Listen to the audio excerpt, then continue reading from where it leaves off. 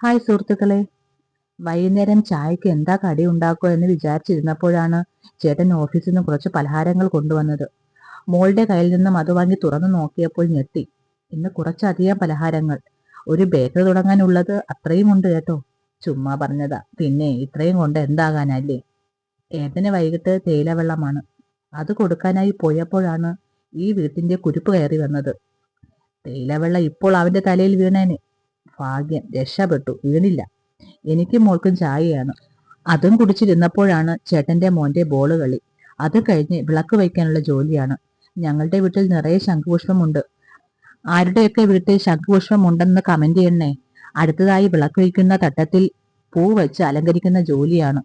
എങ്ങനെയുണ്ട് പൂ വെച്ച് അലങ്കരിച്ചത്? കൊള്ളാമോ? അത് കഴിഞ്ഞ് കുളിച്ച് വിളക്ക് കൊളുത്തി എല്ലാവർക്കും നല്ലത് മാത്രം വരുത്തണേ എന്ന് പ്രാർത്ഥിച്ചു. അതിനുശേഷം മുത്തശ്ശിയുടെ അസ്ഥിതറയിൽ വിളക്ക് വെച്ച് പ്രാർത്ഥിച്ചു. അപ്പോൾ ഇത്രയേ ഉള്ളൂ. Tata, bye bye.